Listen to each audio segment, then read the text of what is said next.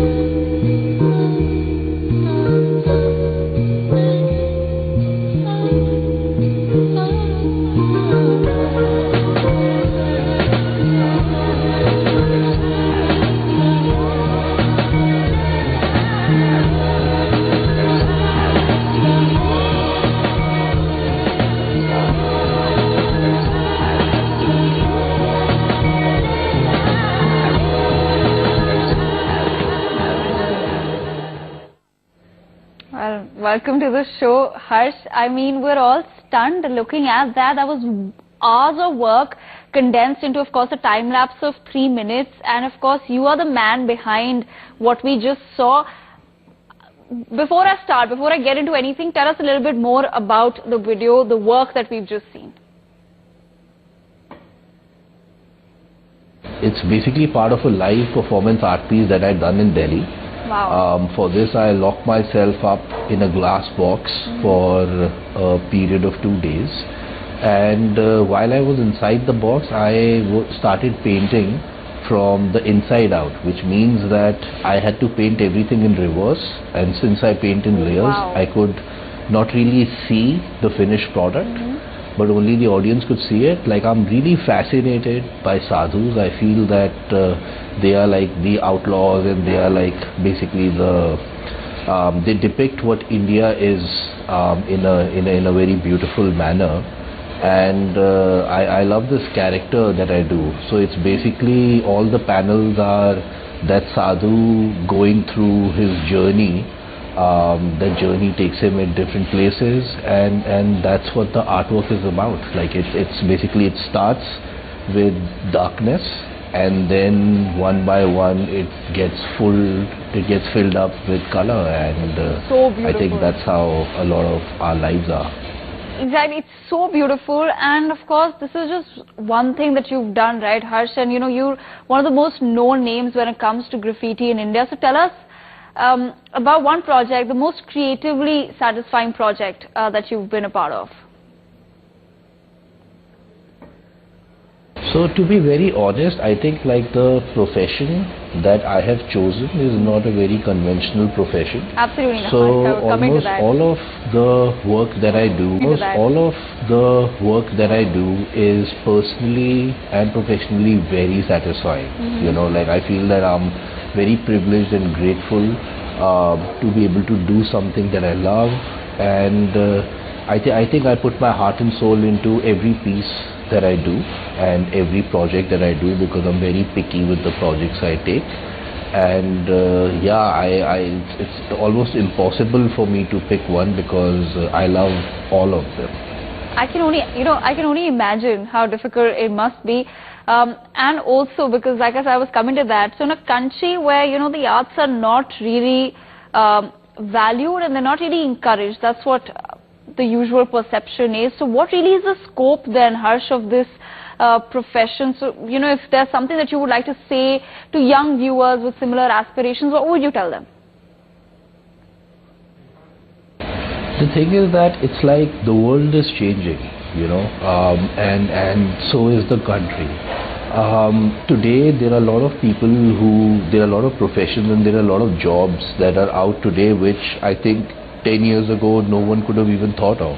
Yeah, true. So I think that it's a very good career choice. Like being an artist is something that is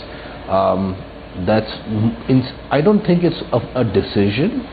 It's more of you are born with it. Right. So if you are someone who is born with that artistic passion and you have this great need to express, then I think you should go with it. And as long as you are honest to yourself and you are honest to the craft, success will flow in. So I feel it is as viable as a profession than any of the other conventional professions that, you know, we are usually raised to follow. And Harsh, let's also then talk about the concept of aesthetic public spaces. You know, the project that we just saw you do was, of course, inside a box, but I've been walking around Delhi and I've recently started noticing, you know, graffiti on walls, and those are beautiful pieces. But it's only recently emerged in India, and it's, you know, still at a very new stage. So how has it changed in the past few years? Take us through that. Yeah, so actually that's a very interesting question. The thing is that a lot of people have this idea that street art and graffiti or public art is a concept that's been borrowed from the West. Yeah. But contrary to that, I feel that it's been something that's been part of our culture since hundreds of years. You know, like traditionally if you go to villages and stuff, wall art has always been there, you know.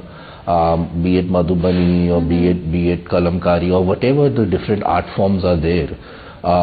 People have been painting walls to kind of celebrate a certain occasion like marriage. Yeah, people have been celebrating, have been painting walls as a ode to the divine. And so it's always been there. I think that what has actually happened is that with the generation now is that it's just been repackaged and made more relevant to the current audience.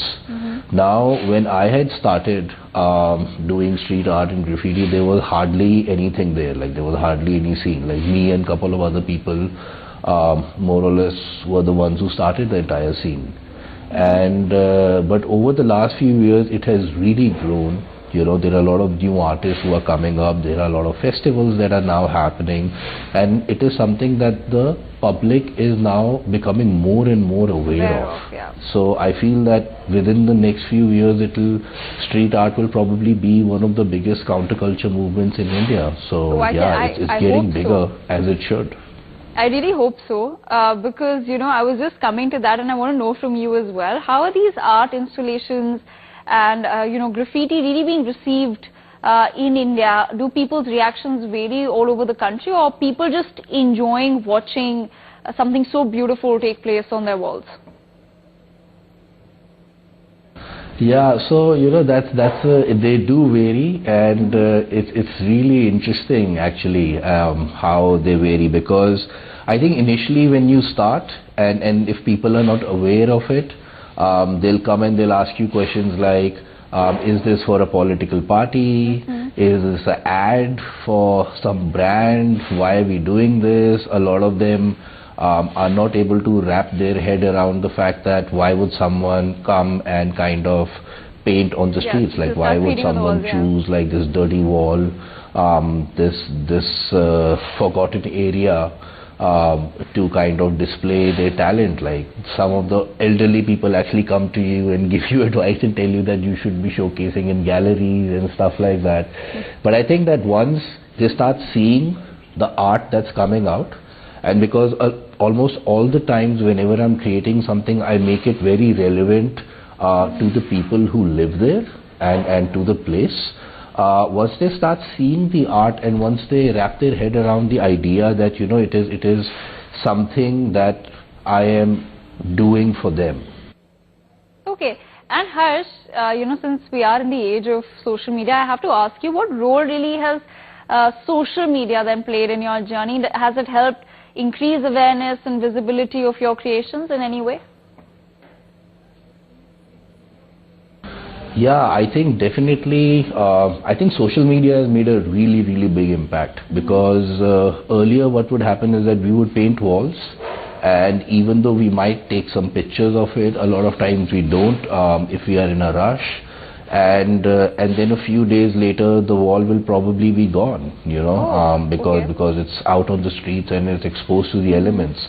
But now with social media, you can take a photo and you can put it online, and it's going to be there forever. Yeah, it's preserved. So I think as an independent artist, social media plays a big role. Like, it allows me to connect with the world, and it allows me to share my art with the world. Okay, and I want to come back, Harsh, to your art a bit, because I was going through your profile, and as you mentioned earlier as well, that you're influenced a lot by sadhus and a lot of Indian patterns and designs. So who really, or what are the primary influences in your work? Tell us a little bit about that.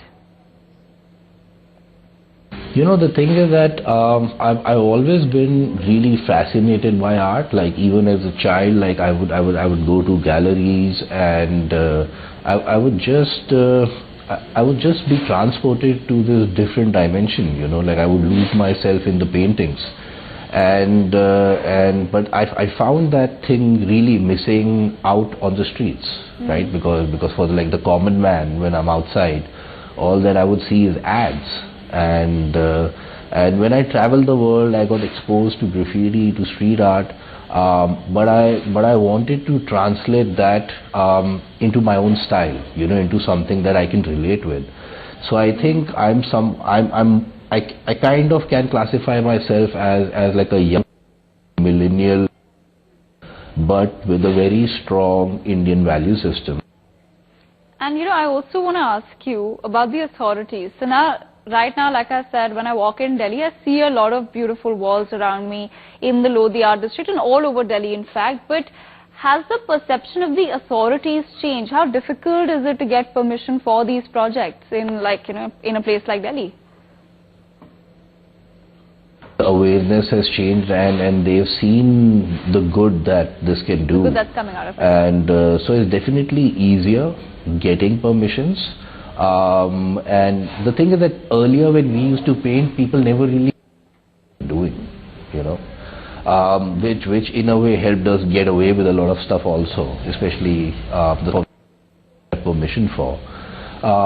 But now they are aware, and it's good. I think India is really opening up to street art and to public art in general.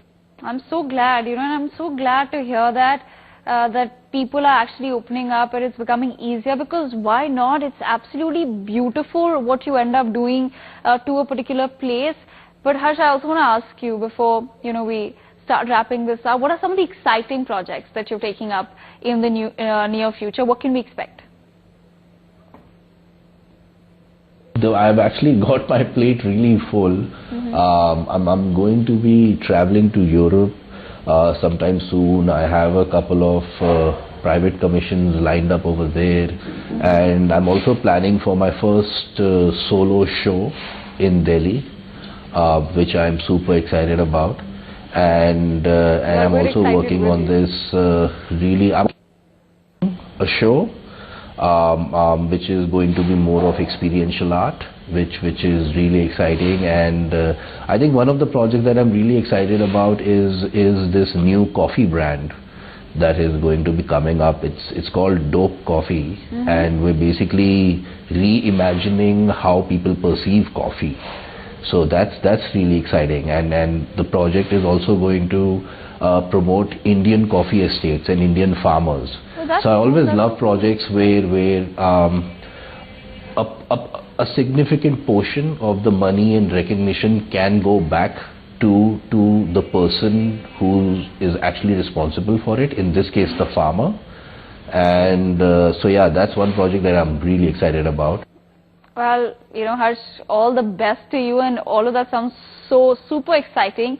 But before I let you go, what's the dream? Where do you hope to see yourself and public art spaces in India? What's your vision? To be very honest, I don't really know. I just see myself doing what I'm already doing, but maybe better, maybe bigger. And the thing is that for me, it's like I go with the flow. You know, I let life take me where it's taking me, and I'm very sensitive and in tune to the voice of the universe. So whenever showing me a particular direction, I'll go there. But I know for sure that I'll definitely 5 years, 10 years from now, I'll definitely have my boots on, I'll have my painting gloves on, I'll be painting, I'll be creating, I'll be sharing my stories, and just doing more and more of what I love doing. Well, thank you so much for speaking with us, Harsh. It was such a lovely conversation, and of course, all the very best to you for everything. But on that note, we have to slip into a very short break. Stay tuned with us.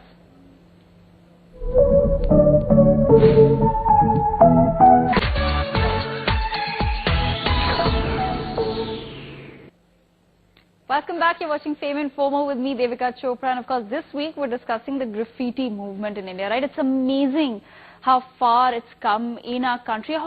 But you know, how often do you notice the walls around you when you're walking? You know, my first encounter with a stunning wall was, I think, when I was in Rishikesh back in 2015, when I was traveling with my mom. So we were sitting in a cafe when I suddenly noticed this wall in front of us. The colors completely captivated me. And I'm not saying I'd never seen graffiti before, but this was probably the first time I actually noticed, and I let it absorb me. So this week too, we went on a walk right into the heart of the capital, and I've been staying here all my life now, and never did I notice the beauty that exists around me. I was exposed to my own ignorance. Have a look.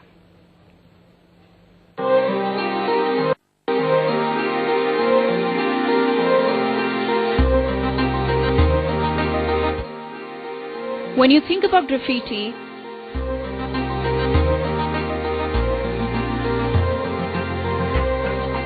you think it's a Western concept, something you see on the walls of maybe New York or London. How many of you are aware that in the heart of the concrete jungle, our national capital, lies the Lodi Art District?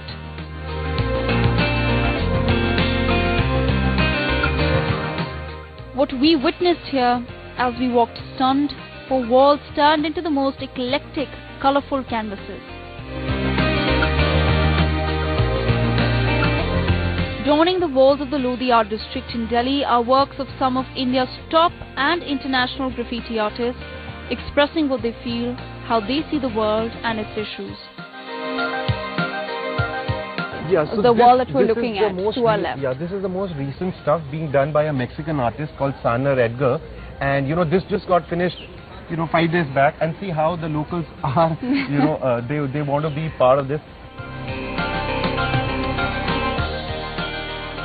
As a concept, graffiti is not a new art form. It itself dates back to the Stone Age when humans started scribbling on walls. However, in contemporary times, it became popular with its association with the hip-hop culture.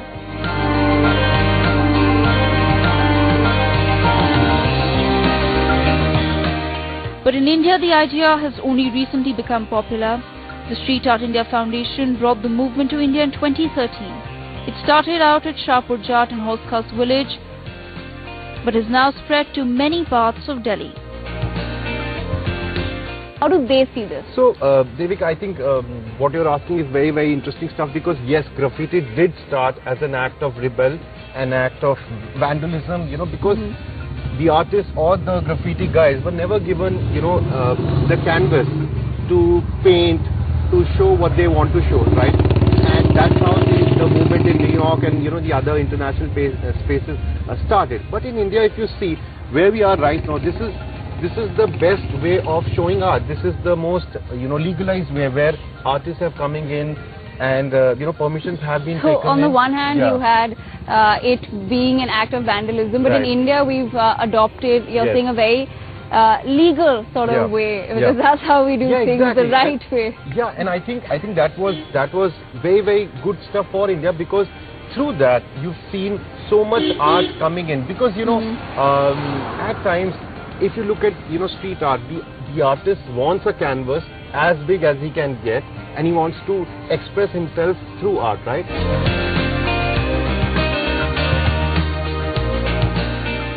A look at this wall and you realize that time changes everything.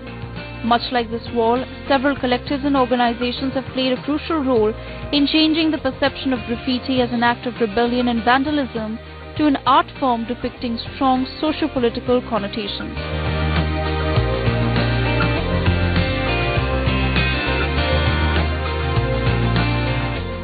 Much like all else in today's world, this change too is happening on social media, where they post their latest creations or curate and post the best of this art form from around the country.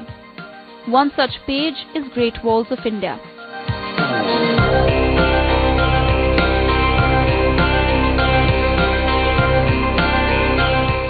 Speaking to the founder of the page, Gaurav Raturi takes us through his journey towards becoming the #1 platform on Instagram for graffiti artists.